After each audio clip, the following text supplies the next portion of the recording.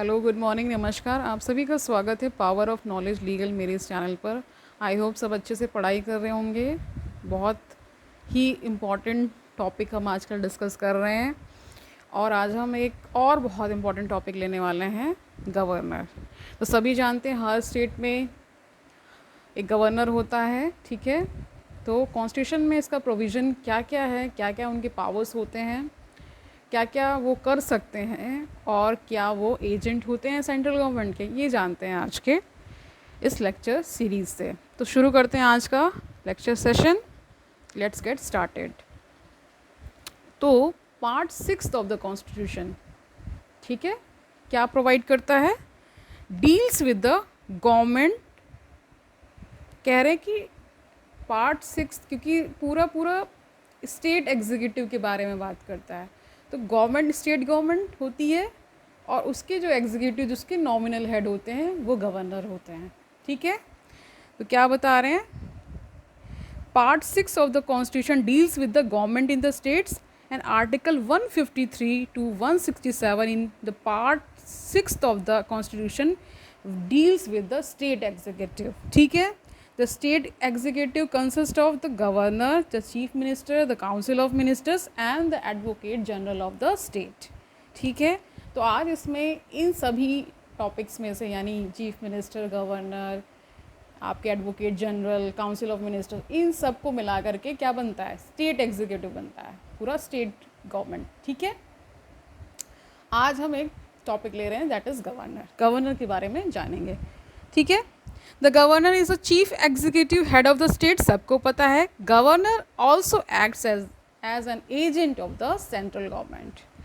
Usually there is a governor for each state, but the 7th Constitutional Amendment Act of 1956 facilitated the appointment of the same person as a governor for the 2 or more states, ठीक है। एक governor 2 और 2 से अधिक राज्यों के लिए भी बनाए जा सकते हैं, ऐसा प्रोविज़न है। कैसे आया? 7th कॉन्स्टिट्यूशनल अमेंडमेंट से आ गया, ठीक है। इनका अपॉइंटमेंट जान लेते हैं कैसे होता है। He is appointed by the president by warrant under his hand and seal in a way he is a nominee of the central government, but as held by the supreme Court in 1979 the office of a governor of a state is not an employment under central government. It is an independent constitutional office and is not under the control of the subordination to the central government. तो supreme court ने 1979 में क्या कह दिया था? ऐसा नहीं है कि ये एक एम्प्लॉयमेंट है अंडर सेंट्रल गवर्नमेंट, फ्री है गवर्नर, ठीक है। और कोई भी कंट्रोल सेंटर का उनके ऊपर नहीं होता है, बट इसके आगे आप देखेंगे कि बहुत सारा कंट्रोल होता है, ठीक है। तो जो हमारा जब कॉन्स्टिट्यूशन बना था तो ये माना गया था कि गवर्नर का इलेक्शन होगा, ठीक है, डायरेक्ट इलेक्शन किया था, बट कॉन्स्टिट्यूएंट असेंबली इस पर मानी नहीं। तो क्या रीजंस थे कि उनका डायरेक्ट इलेक्शन नहीं होता है, वो अपॉइंट किए जाते हैं प्रेसिडेंट के द्वारा। तो थोड़ा सा ये जान लेते हैं, इन शॉर्ट जान लेते हैं। The direct election of the governor is incompatible with the parliamentary system established in the state. ये देखा गया कि मान लीजिए चीफ मिनिस्टर, क्योंकि जनरल इलेक्शंस होंगे स्टेट में, तो चीफ मिनिस्टर तो चुने ही चुने जाएंगे। तो एक तरह से इनकम्पैटिबिलिटी बन जाएगी कि गवर्नर का भी इलेक्शन हो रहा है और इधर चीफ मिनिस्टर भी इलेक्ट ही होते हैं, क्योंकि जो पार्टी मेजॉरिटी में आती है, ठीक है, उन्हीं का एक कैंडिडेट होता है, वो चीफ मिनिस्टर बनता है स्टेट में, ठीक है। ये तो सबको पता है। जैसे सेंटर में होता है कि जनरल इलेक्शंस होते हैं, जो पार्टी जीती है वो अपना एक प्राइम मिनिस्टर भेजती है, फिर उसका अपॉइंटमेंट प्रेसिडेंट कर देते हैं, ठीक है।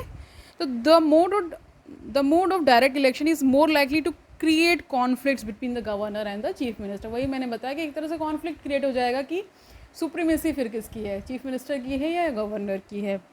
The governor being the only a constitutional यानी nominal head, there is no point in making the elaborate arrangements for his election and spend huge amount of money। मतलब ये कह रहे हैं यहाँ पे कि क्योंकि वो एक nominal head हैं गवर्नर, तो उनके ऊपर इतना सारा पैसा खर्च करना, इलेक्शंस में पैसे खर्च होते हैं, सबको पता है। तो एक तरह से ये एक्स्ट्रा एक्सपेंडिचर हो जाता स्टेट के लिए, इसलिए भी इसको ये सोचा गया कि हम क्या करेंगे, इलेक्ट नहीं करेंगे गवर्नर को, प्रेसिडेंट अपॉइंट कर देंगे। ठीक है, और जान लेते हैं the system of presidential nomination enables the centre to maintain its control over the state. ठीक है, इस तरह से क्या होता है, थोड़ा सा कंट्रोल रखता है स्टेट पर centre.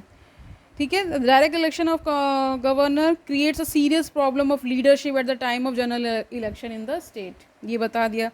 The chief minister would like his nominee to contest for the governorship, hence a second rate man of the ruling party is elected as governor। समझ गए होंगे। Therefore the American model where the governor of a state is directly elected was dropped, and the Canadian model where the governor of a province or a state is appointed by the governor general, यानी centre के द्वारा। तो हमने American model ना अपना करके हमने Canadian model अपना लिया कि इनका गवर्नर का इलेक्शन ना हो करके क्या होगा, अपॉइंटमेंट होगा, प्रेसिडेंट कर देंगे, सेंटर कर देगा। ठीक है, आगे जानते हैं, इनकी क्वालिफिकेशंस जान लेते हैं, क्या क्या क्वालिटीज़ क्या क्या चाहिए।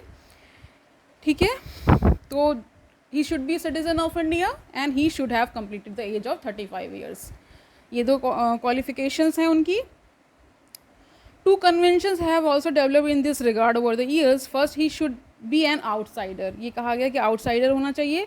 And he should not belong to a state where is appointed. मान लीजिए यूपी के में अपॉइंट हो रहे हैं तो यूपी के नहीं होने चाहिए, किसी और स्टेट के होने चाहिए, वो गवर्नर बनेंगे। ठीक है, second, while appointing the governor the president is required to consult the chief minister of the state concern. जब प्रेसिडेंट अपॉइंट कर रहे हैं किसी भी स्टेट का स्टेट के लिए गवर्नर, तो चीफ मिनिस्टर से भी कंसल्ट करेंगे so that the smooth functioning of the constitutional machinery in the state is ensured, ताकि एक स्मूथ फंक्शनिंग होती रहे स्टेट पे और इससे कोई अन्य कारण ना मतलब रेज हो जाए कि ठीक है, इसलिए कंसल्ट कर लेते हैं। कंडीशंस जान लेते हैं गवर्नर ऑफिस की, क्या क्या कंडीशंस हैं। ही should not be a member of either house of parliament और अ स्टेट लेजिस्लेचर, ना पार्लियामेंट के किसी भी हाउस का मेंबर होना चाहिए, ना स्टेट लेजिस्लेचर में किसी भी हाउस का मेंबर होना चाहिए। ठीक है, if any such person is appointed as governor he is deemed to have vacated his, अगर हैं तो वैकेट कर देंगे उस सीट को, तभी वो अपॉइंट होंगे। He is entitled without pay, मतलब उनके लिए राजभवन रहता है सब, उसमें कोई उनको रेंट नहीं देना होता है, उनका आवास होता है। ठीक है, ही should not hold any other office of profit, ये क्वालिफिकेशंस लगभग सभी इंपॉर्टेंट ऑफिसर्स के लिए है कि कोई अन्यथा ऑफिस ऑफ प्रॉफिट वो होल्ड नहीं करेंगे। He is entitle to emoluments allowances and privileges as determined by the parliament, मतलब सारे प्रिविलेजेस सारे उनको मिलते रहेंगे और ये रहता है कि जब तक वो रहेंगे ये डिमिनिश नहीं किया जा सकता, कम नहीं किया जा सकता, जो भी उनको इमोल्यूमेंट सैलरीज अलाउंसेस जो भी मिलते हैं वो सारी चीज़ें। When the same person is appointed as the governor of two or more states, the emoluments and allowances payable to him are shared by the states। यानी मान लीजिए एक से ज़्यादा राज्यों के लिए बना रहे हैं तो क्या होगा, जो इनके emoluments हैं, इनकी जो चीज़ें हैं, सारी चीज़ें, इनकी जो फैसिलिटीज़ जो उनको दी जा रही हैं वो स्टेट शेयर कर लेंगे। अगर एक से ज़्यादा राज्यों के लिए बने हैं तो स्टेट्स ही शेयर कर लेते हैं। ठीक है, आगे जानते हैं। Like the president the governor is also entitled to a number of privileges and immunities. क्या इम्यूनिटीज़ हैं इनको? He enjoys personal immunity from legal ability, legal कोई लीगल लाइबिलिटी नहीं इनके रेज की जा सकती जब तक ये ऑफिस होल्ड कर रहे हैं। कोई भी क्रिमिनल प्रोसीडिंग नहीं इनके अगेंस्ट हो सकती हैं। सिविल प्रोसीडिंग्स के लिए भी है कि 2 मंथ से पहले नोटिस देना होगा, 2 मंथ का नोटिस होता है। ठीक है, however after giving 2 months notice civil proceedings can be instituted against him during his office. ठीक है, और जानते क्या ये ओथ लेते हैं वो थोड़ा सा जान लेते हैं। तो ओथ एंड एफर्मेशन जान लेते हैं गवर्नर क्या है। तो गवर्नर क्या स्वेयर करते हैं, क्या शपथ लेते हैं वो जानते हैं। To faithfully execute the office, मतलब श्रद्धापूर्वक अपने ऑफिस का निर्वहन करेंगे। To preserve and protect and defend the constitution, constitution की कॉन्स्टिट्यूशन जो है उसके अनुसार कार्य करेंगे, उसको प्रिजर्व करेंगे, उसका संरक्षण करेंगे और क्या करेंगे, डिफेंड करेंगे। ठीक है, to devote himself to the service and well being of the people, मतलब जो स्टेट है उनके लोगों की वेलबींग के लिए कार्य करते रहेंगे।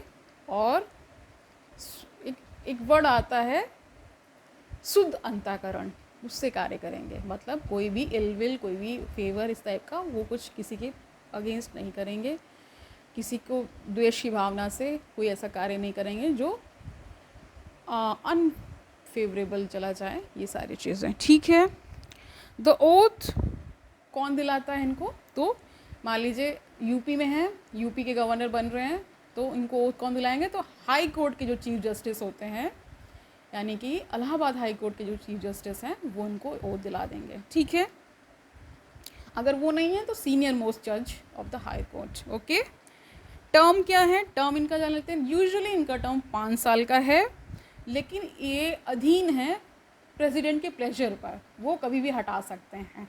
तो इसी पे सुप्रीम कोर्ट ने एक बार क्या कहा था कि the supreme court held the pleasure of the president is not justifiable.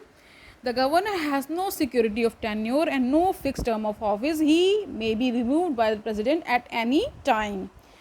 है इस थोड़ा सा देख लेते कब कब ऐसा हुआ है। तो the national front government headed by VP Singh 1989 asked all the governors to resign as they were appointed by the Congress government. तो ऐसा होता है कि मान लीजिए किसी और की गवर्नमेंट आ जाती है तो उनके जो चीफ मिनिस्टर होते हैं तो वो ये कोशिश करते कि अपना गवर्नर वो अपॉइंट कर दें। तो उन्होंने क्या किया था, सारे गवर्नर्स को हटवा दिया था, और फिर eventually some of the governors were replaced and some were allowed to continue. The same thing was repeated in 1991 when the Congress government headed by P.V. Narasimha Rao changed 14 governors appointed by the V.P. Singh and Chandrasekhar governments. ठीक है, समझ गए कि जब इनकी government आई PV. Narasimha Rao की, तो उन्होंने 14 गवर्नर्स को हटा दिया था। ठीक है, ये प्राइम मिनिस्टर की बात हो रही है। ठीक है, तो क्योंकि जो प्रेसिडेंट इनको अपॉइंट करते हैं तो कहीं ना कहीं जो कैबिनेट होती है या प्राइम मिनिस्टर का कहीं ना कहीं डिसीज़न इसमें होता है, in the name of president किया जाता है। लेकिन ऐसा होता है कि वो चाहते हैं कि हमारे गवर्नर्स अपॉइंट हो जाए, ये चीज़ें होती हैं। ठीक है, और जानते हैं कि मान लीजिए द प्रेसिडेंट प्रोविजंस भी बना सकते हैं कुछ भी। मान लीजिए कोई एक कंटीजेंसी क्रिएट हो गई है, कोई आपातकाल क्रिएट हो गया, मान लीजिए किसी गवर्नर की डेथ हो जाती है, तो उस केस में क्या होता है कि chief justice of the concern state high court may be appointed temporary to discharge the functions of the governor of that state. मान लीजिए यूपी का हम केस ले रहे हैं, यहाँ के गवर्नर की डेथ हो जाती है, तो हाई कोर्ट के जो चीफ जस्टिस होते हैं वो कुछ समय के लिए बनाए जा सकते हैं गवर्नर। ठीक है, आगे जानते हैं इनकी क्या क्या पावर्स हैं। तो मतलब ब्रॉडली डिवाइड कर दिया गया है इनकी भी पावर्स को 4 पार्ट्स में: executive power, legislative power, financial power and judicial powers. तो थोड़ा सा जान लेते हैं एग्जीक्यूटिव पावर में क्या क्या इनकी पावर्स हैं। All executive actions of the state are formally taken in his name. ये पहले भी हमने देखा है कि प्रेसिडेंट के केस में भी ऐसा होता है सेंटर में। He can make rules specifying the manner in which the orders and other instruments made and are executed in his name shall be authenticated. He can make rules for more convenient transaction of the business of a state government and for the allocation among the ministers of the said business. ठीक है, he appoints the chief minister, okay, and other ministers. They also hold office during his pleasure. There should be a tribal welfare minister in the state of Chhattisgarh, Jharkhand, Madhya Pradesh and Odisha appointed by him. The state of Bihar was excluded from this provision by 94th Amendment Act of 2006. तो इसमें एक case बता रहे हैं कि Chhattisgarh, Jharkhand, Madhya Pradesh and Orissa के लिए एक ट्राइबल वेलफेयर मिनिस्टर भी बनाए जाते हैं, जो इनके द्वारा ही बनाए जाते हैं, गवर्नर के द्वारा। लेकिन ये प्रोविज़न जो है बिहार के लिए, बिहार को इससे हटा दिया गया था bye 94th Amendment of 2006. He appoints the Advocate General of the state. सबको पता है महाधिवक्ता जो इन्हें बोला जाता है, उनको अपॉइंट करते हैं स्टेट के, and determines his remuneration. The advocate general holds office during his pleasure, यानी कि इनके मतलब प्लेजर ऑफ गवर्नर, मतलब वो कभी भी हटा सकते हैं प्लेजर। इसका मतलब यही होता है कि उनका टर्म जो है, उनका जो टेन्योर है वो सिक्योर्ड नहीं है, कभी भी हटाए जा सकते हैं। ठीक है, गवर्नर के द्वारा. He appoints the state election commissioner and determines his conditions of service. ठीक है. However, the state election commissioner can be removed in like manner and on the grounds like a judge of high court. ठीक है. He appoints the chairman and members of the state public service commission. ठीक है. They can be removed only by the president and not by the governor. तो इस case में जान लीजिए chairman और members of state public service commission के members कोई अपॉइंट जरूर करते हैं लेकिन इनको हटाते हैं प्रेसिडेंट हैं. ये थोड़ा सा इंपॉर्टेंट है, यहाँ ध्यान दीजिएगा. ठीक है. He can seek in any information relating to the administration of for the affairs of the state, यानी कि कोई भी इंफॉर्मेशन सीक कर सकते हैं. ठीक है. From the chief minister. He can require the chief minister to submit for the consideration of the council of minister any matter on which a decision has been taken by a minister but which has not been considered by the council. He can recommend the imposition of a constitutional emergency in the state to the president. यानी president rule जब लगता है state machinery जो होती है वो centre के अधीन हो जाती है, उसी को कहते हैं ना राष्ट्रपति शासन. तो इनके थ्रू ही लगाया जाता है. गवर्नर्स जितने भी स्टेट के होते हैं, मान लीजिए किसी स्टेट में लगना है तो गवर्नर ही सबमिट करते हैं रिपोर्ट को कि सही से मतलब स्टेट रन नहीं कर रहा है, स्टेट मशीनरी फेल कर गई है, तो यही करते हैं, गवर्नर्स ही करते हैं. ठीक है. He can act as the chancellor of the university. सबको पता है गवर्नर ही चांसलर होते हैं यूनिवर्सिटीज़ के, यानी जितनी भी यूनिवर्सिटीज़ होती हैं उनके. ठीक है. He appoints the vice chancellors of the universities in the state. Vice chancellor को भी यही अपॉइंट करते हैं.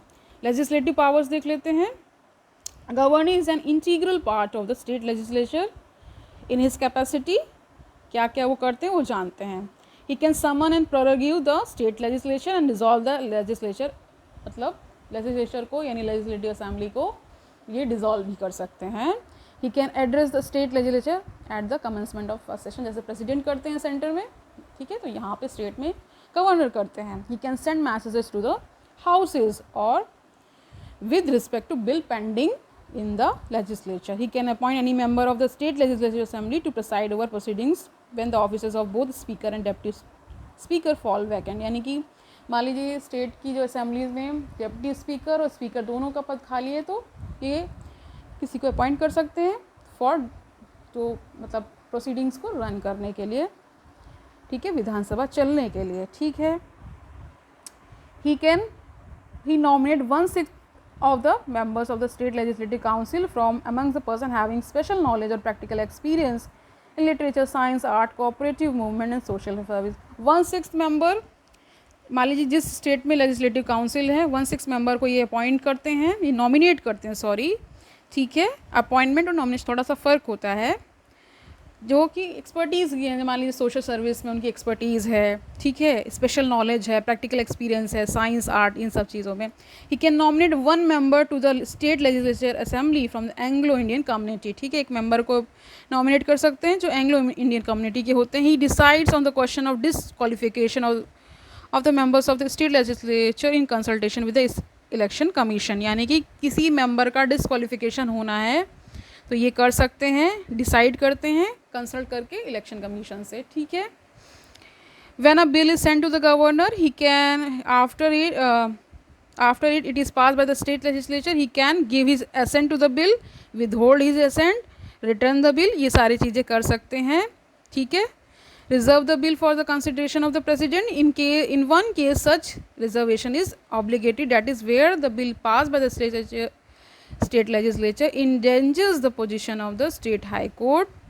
In addition, the governor can also preserve the bill if it is of the following nature, जैसे ultra vires, that is against the provisions of the constitution, opposed to the directive principles of state policy, against the larger interest of the country, or grave national importance, dealing with the compulsory acquisition of property under article 31A of the constitution. यानी ये reserve भी कर सकते हैं bill president को देने के लिए किन केसेस में, जब मान लीजिए कोई कॉन्स्टिट्यूशन का ही उल्लंघन हो गया है तब कर सकते हैं, डायरेक्टिव प्रिंसिपल के अपोजिशन में कोई बिल आ गया है तब, लार्जर इंटरेस्ट को इफेक्ट कर रहा है तब कर सकते हैं, और कोई बहुत ही इंपॉर्टेंट नेशनल इंपॉर्टेंस का मैटर है तो कर सकते हैं.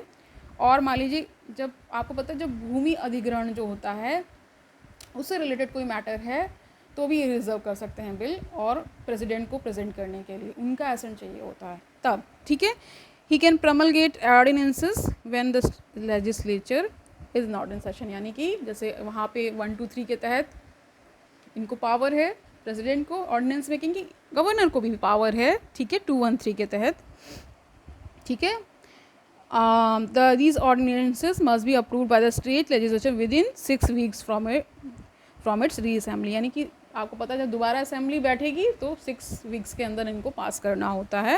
He can also withdraw an ordinance any time, कहीं कभी भी विदड्रॉ भी कर सकते हैं। This is the most important legislative power of the governor. He lays the reports of the State Finance Commission, the State Public Service Commission, and the Comptroller and Auditor General relating to the accounts of the state before the state legislature. ठीक है, financial powers जान लेते हैं। तो financial powers क्या क्या हैं? He sees that the annual financial statement, यानी कि स्टेट जो बजट होता है, ठीक है, वो देखते हैं। Money bills can be introduce in the state legislature only with the prior recommendation, governor की रिकमेंडेशन चाहिए होती है जब मनी बिल्स का होता है। No demand for a grant can be made except on his recommendation, मान लीजिए कोई डिमांड, कोई ग्रांट होनी है तो भी इनका रिकमेंडेशन होना चाहिए गवर्नर का। He can make advances out of the contingency fund of the state to meet any unforeseen, कोई मान लीजिए आपातकाल की स्थिति आ गई है, फंड्स निकालने, तो स्टेट का भी अपना कंटीजेंसी फंड होता है, जैसे वहाँ पे सेंटर में होता है, स्टेट में भी होता है। He constitutes a finance commission after every 5 years to review the financial position of panchayat and the municipalities. सभी को पता है हर 5 साल में फाइनेंस कमीशन स्टेट पे गठित होता है, सेंटर में भी होता है, ठीक है, ये थोड़ा सिमिलैरिटीज़ हैं। जुडिशियल पावर्स जान लेते हैं, क्या जुडिशियल पावर्स हैं? He can grant pardons, reprieve, रिस्पाइट्स and remission of the punishment और suspend, remit and commute the sentence of any person convicted of any offence against any law relating to a matter to which the executive power of state extends. Pardon कर सकते हैं, ठीक है, मृत्युदंड को छोड़ करके किसी भी सेंटेंस को, जैसे कि रिस्पाइट कर सकते हैं, कम्यूट कर सकते हैं, ठीक है, रिप्राइव कर सकते हैं, ये सब अब हमने प्रेसिडेंट के केस में भी जाना था, इनको भी वो सारी पावर्स गिवन हैं। He is consulted by the president while appointing the जजेस of the concerned state high court, यानी कि स्टेट हाई कोर्ट की जो जजेस हैं वो अपॉइंट होने हैं तो प्रेसिडेंट इनको भी कंसल्ट करते हैं, गवर्नर को। He can make appointments, postings and promotions of the district जजेस in consultation with the state high court, यानी डिस्ट्रिक्ट जजेस का अपॉइंटमेंट होना है, उनका ट्रांसफ़र भी होना है, पोस्टिंग्स देनी है, प्रमोशन देना है, तो इनका भी हाथ होता है इसमें, ठीक है, ठीक है। स्टेट हाई कोर्ट से कंसल्ट करके उनको भी पूछा जाता है क्या करना है, ठीक है। ही also appoints persons to the judicial service of the state other than the district judges in consultation with the state high court and the state public service commission, ठीक है। तो आज के लिए इतना ही रखते हैं, ठीक है। आई होप आपने थोड़ा सा जाना होगा कि क्या क्या इनको पावर्स हैं, थोड़ा सा इनकी कॉन्स्टिट्यूशनल पोजीशनिंग जान लेते हैं गवर्नर की। थोड़ा सा वीडियो लंबा हो रहा है बट हमें ये चीज़ कवर करनी है, तो इम्पॉर्टेंट है वो तो कवर करना ही है, ठीक है। तो constitution of India provides for a parliamentary form of government, सबको पता है, in the states as well as in centre, ठीक है।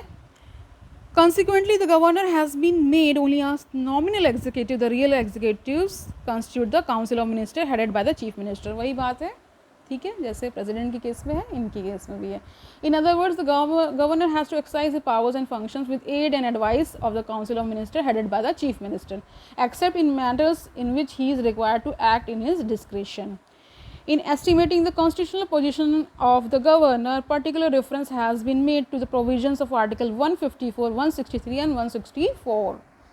तो 154 क्या कहता है? The executive power of the state shall be vested in the governor and shall be exercised by him directly or through officers subordinate to him in accordance with the constitution. यानी कि सभी को पता है कि एड एंड एडवाइस किसकी होती? Council of minister headed by the chief minister, इनको करते हैं, ठीक है। There shall be a council of minister with the chief minister as the head to aid and advice the governor, ठीक है, ये इनका 163 के तहत है। The council of ministers shall be collectively responsible to the legislative assembly of the state, article 164 है।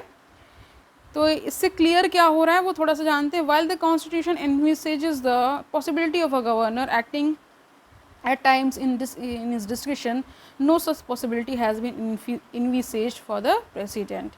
After the constitutional amendment, 42nd amendment, ministerial advice has been made binding on the president, but no such provision has been made with respect to governor. देखिए जब 42nd amendment हुआ था तो जो council of ministers जो centre पे हैं वो एड एंड एडवाइस करते हैं प्रेसिडेंट को, और वो बाइंडिंग होती है इन्फॉर्मेशन या एडवाइस। लेकिन ये केस गवर्नर के साथ नहीं है, वो फ्री है, ठीक है, okay. The Constitution makes it clear that if any question arises whether a matter falls within the governor's discretion or not, the decision of the governor is final and validity of anything done by him cannot be called in question on the ground that he ought or ought not to have acted in his discretion. इनके against कुछ भी मान लीजिए उन्होंने स्वविवेक से कोई decision ले लिया है तो इसको कोर्ट में चैलेंज नहीं किया जा सकता, यही बात बता रहे हैं, ठीक है।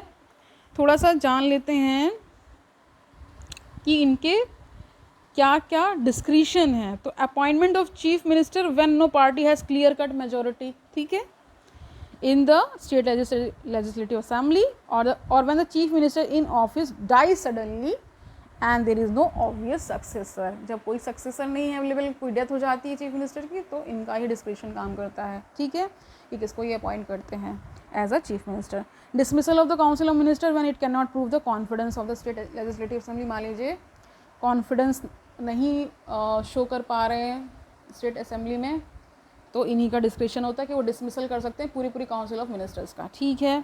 Dissolution of the state legislative assembly सभी को पता है, विधानसभा को भंग कर सकते हैं, ठीक है। तो moreover the governor has certain special responsibilities to discharge according to the direction issued by the president. In this regard, the governor, though has to consult the council of ministers led by chief minister, acts finally on his discretion. There are as follows. क्या है? Maharashtra establishment of separate development boards for Vidarbha and Marathwada, ठीक है।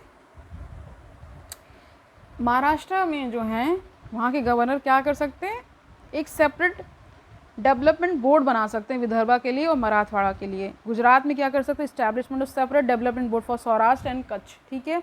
नागालैंड में with respect to law and order in the states for so long as the internal disturbance of the Naga hills, ठीक है। ये सारी चीज़ें हैं कि आसाम में with respect to administration of the tribal areas की, वो तो मणिपुर में regarding administration of hill areas ये कर सकते हैं, ठीक है। इसके सिक्किम में for peace and for ensuring social and economic advancement of the different sections of the people, ठीक है। अरुणाचल प्रदेश में with respect to law and order बना सकते हैं। Karnataka establishment of a separate development board for the Hyderabad and Karnataka region, ठीक है। The constitution has assigned a dual role to the office of governor in the Indian federal system. He is the constitutional head of the state as well as the representative of the center, यानी कि centre के representative भी होते हैं और constitutional head भी होते हैं स्टेट के।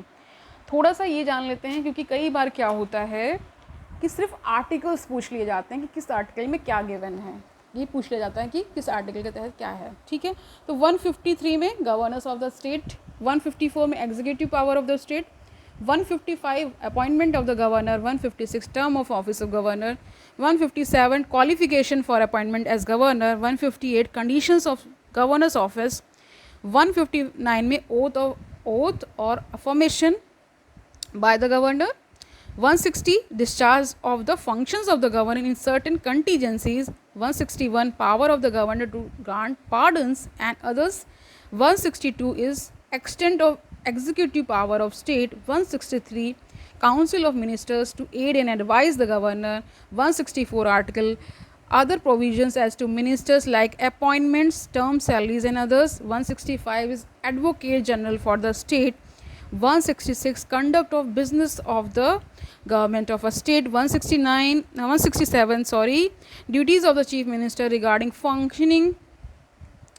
कह रहे हैं कि duty of the chief minister 167 में दिया है कि मान लीजिए कोई इन्फॉर्मेशन फर्निश करनी गवर्नर को, वो करते हैं इसमें, ठीक है। 174 आ जाते हैं sessions of the state legislature, prorogation and dissolution, 175 right of governor to address and send messages to the house or the house of the state legislature, 176 के तहत special address bye the governor, 200 में ascent to the bills करते हैं, 201 में क्या करते हैं, bills reserve by the governor for the consideration of the president, 213 यानी 213 के तहत मैंने बताया ही the power of governor to promulgate the ordinances. मान लीजिए सेशन नहीं है, मान लीजिए विधानसभा भंग हो चुकी है, तो कोई आपातकाल आ जाता है, कोई इमरजेंसी आ जाती है, कोई अर्जेंसी आ जाती है, तो ये ऑर्डिनेंस भी बना सकते हैं, जैसे कि प्रेसिडेंट 123 123 के तहत करते हैं आर्टिकल, ठीक है। ये उसी का थोड़ा सा इधर उधर कर दीजिए, 213 के तहत गवर्नर करते हैं, ठीक है। 217 यानी 217 के तहत governor being consulted by the president in matter of appointment of the जजेस ऑफ द हाई कोर्ट्स। 217 के तहत इनको कंसल्ट किया जाता है जब इनका अपॉइंटमेंट्स होता है हाई कोर्ट के जजेस का, ठीक है। 233 के तहत अपॉइंटमेंट ऑफ डिस्ट्रिक्ट जजेस by the governor. 234 appointment of the persons other than district जजेस to the judicial service of the state by the governor. तो आज के लिए इतना ही रखते हैं, ठीक है। आई होप आपने ये लेक्चर सीरीज़ आप अच्छे से फॉलो कर रहे हैं। कहीं ना कहीं ये एक एडिशनल हैंड है आपकी, एक तरह से मदद करने के लिए कि अगर आप मान लीजिए आप किसी कॉम्पिटिशन की तैयारी कर रहे हैं, वैसे भी नॉलेज की एक भूख रखते हैं आप, जानना चाहिए, तो ये चैनल आपके लिए है। लाइक्स, सब्सक्राइब, कमेंट करिए, अपनी क्वेरीज़ को कमेंट करिए। अगर अच्छा लग रहा है, आप इन्जॉय कर रहे हैं इस पढ़ाई को, तो फिर सब्सक्राइब भी करिए, ठीक है। कल मिलते हैं, तब तक के लिए हैव अ नाइस